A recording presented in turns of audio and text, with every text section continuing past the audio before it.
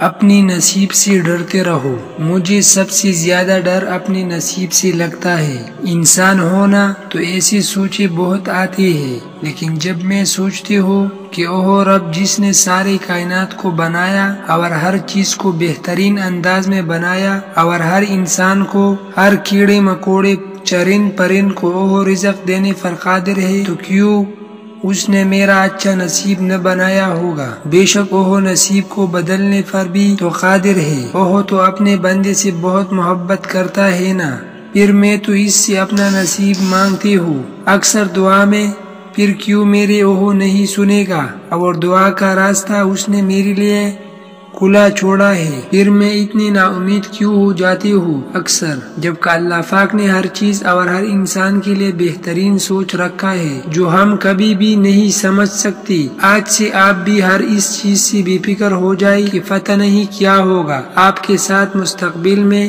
یا پھر ایسی سوچوں سے جو آپ کو تنگ کرتے ہیں اور آپ کی ایمان کو ڈگمگانے پر مجبور کرتے ہیں۔ آپ کے پاس دعا جو کہ بہت بڑا ہتھیار ہے، اس کا راستہ بھی ابھی بھی اوپن ہے، وہ کبھی بھی بند نہیں ہو سکتا، تو پھر آج یہ مایوسی کیسے؟ دعا پر اور اپنے رب پر یقین رکھیں، انشاءاللہ بہتر ہوگا۔